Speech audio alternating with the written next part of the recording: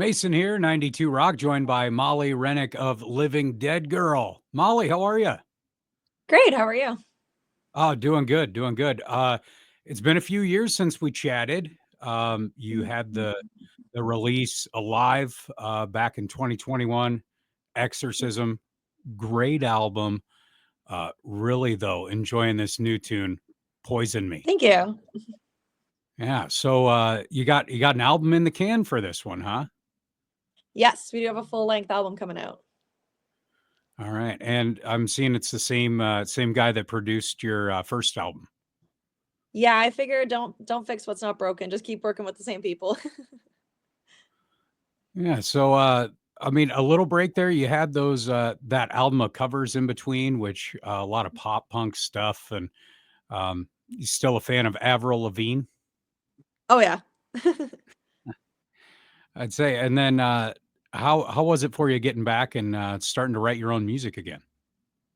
It felt amazing. I feel like it was good to take a couple year break in between just to focus on touring and do the covers EP and work on some other stuff because it really built me up with things to talk about. Like a lot changed in my life and a lot happened in my life throughout those years that it gave me more fuel to write lyrics about. Well, I'd say you initially the first time we talked, you were Canadian. Are you still living in Canada, or have you moved since then? We've moved to Orlando, Florida. So how are you liking that change? I absolutely love it. I never have to shovel snow off my driveway again. Awesome. Well, I this new one, I'm sensing a lot more emotion than I have in the other Mm, ones, and you got a hell of a range on it. I mean, you're getting guttural on thank this. you. Yeah, I feel like my voice developed a lot since the first album because I worked with a vocal coach, Jamie Vendera. He's the guy that shatters glass with his voice on Mythbusters and whatnot. So he's like the absolute best vocal coach ever. And I got to work one on one with him. So I feel like I owe a lot of the vocal development to him. And just with that tune, are you finding another place emotionally to write from? Is that how you're getting this, or Yeah, I feel like with the years that have passed since my first album, there's a lot more maturity and growth and like a lot of like I said, like a lot of things have happened in my life. So I feel like there's just a lot of things for me to talk about, but also like the way that I write my lyrics has gotten better since my first album too with the experience of doing it. yeah? So, what's your uh, what's your favorite thing about playing live? Because I see you're still out and you're doing that too. A lot of times, well, it kind of used to be you toured to promote the album, and now it's almost like you have to, you know, other way around. But Yeah. Now it's like we're just traveling t-shirt salesmen. But yeah, we've been touring quite a bit over the past 4 years at this point. So when we first released Exorcism, I had never toured before in my life. And then it got kind of held back a little bit because we had like the pandemic and the lockdowns and everything. But then once we came out, like we were able to finally start touring. We just did it pretty much nonstop the past 4 years. So I feel like since then, as a musician, I've grown so much because of all that live experience now, which is great. I think with playing live, I just love the energy of it. Like when I'm singing and jumping around and the crowd's jumping, you see people moshing and headbanging. It's honestly like a cloud nine high, it feels like.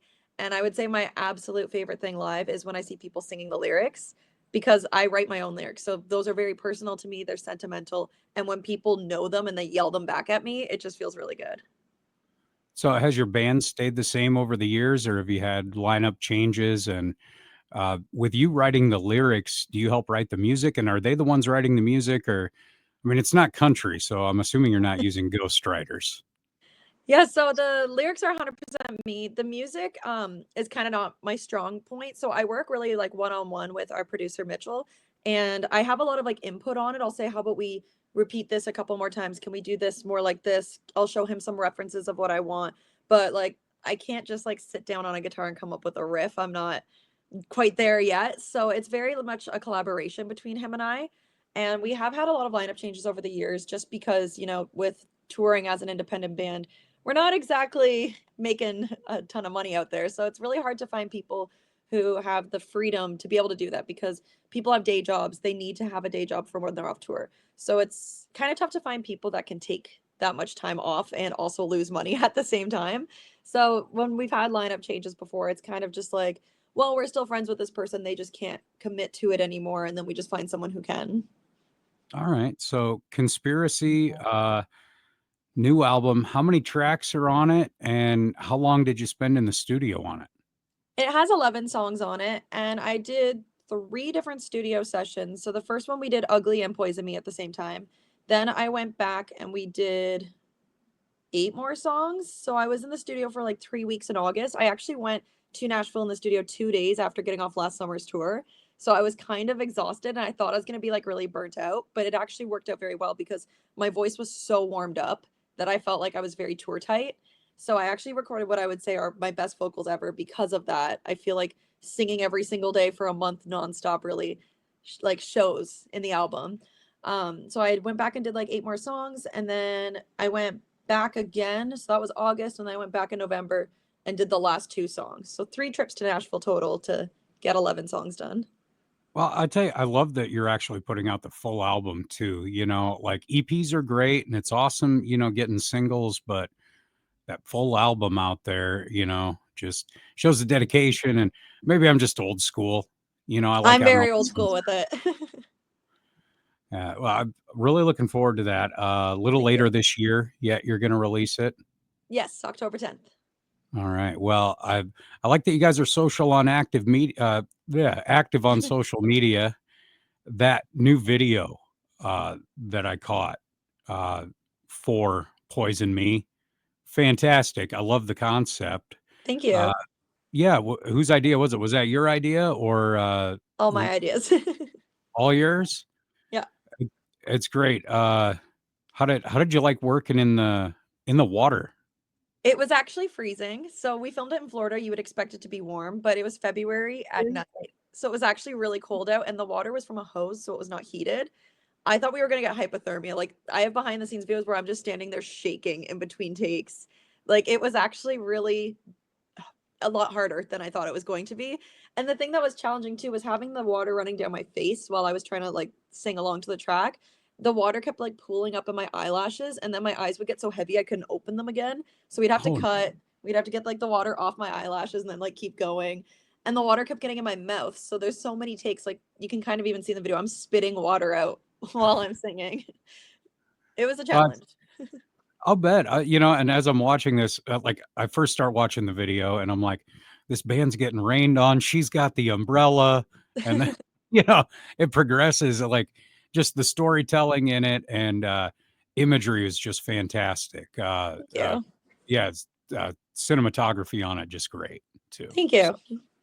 yeah. Any more videos that you have planned that you'd like to do? Any tunes off this new one that we should keep an eye out for? Yes, so we have one more music video that is complete, and it'll be coming out next month along with a new single. And then we've got one music video that's half done. We just kind of have a couple more scenes we have to finish putting together. And then we have a fourth music video that we will be filming around the album release time. So it'll be coming out after the album. So 4 music videos total so far. Awesome, awesome. So you enjoy doing those, I take it. Music videos are probably my favorite part of the whole thing because it feels like taking the art you already made and the song you already wrote and just bringing it to life more. So I feel like creating the visuals just adds more depth to the song. All right. Now, say you could go back to 2021 when you were first kicking things off. Do you have any advice for yourself? I would tell myself that it's gonna be a lot harder than you think it is. I feel like I went into my first tours just being like, "Oh, this is so fun, so glamorous." Like we just rent an RV and hang out with our friends and stuff. But I feel like looking back, I'm like, I really threw myself into it, and I don't think I realized how hard of work it was gonna be. All right, that's pretty solid advice, I would think. Say, Molly, I've really enjoyed catching up with you. I wish you a whole bunch of future success. Thank you. Now, we can basically just Google "living dead girl" and you're on all the socials, aren't you? Yes. Okay. And even your own website. I like that you guys, not all the bands do their own website. They just do social media, but I see that you're active there. So kudos to you. Thank you. Yeah, I'm very old school with that stuff. I like my full length albums, my physical CDs, and my official websites. All right. Well, we'll make sure to follow along and hopefully catch you live and enjoying Poison Me for now and can't wait for the next one, Molly. Thank you so much. Yeah, you got it. It's been 92 Rock with Molly Rennick of Living Dead Girl.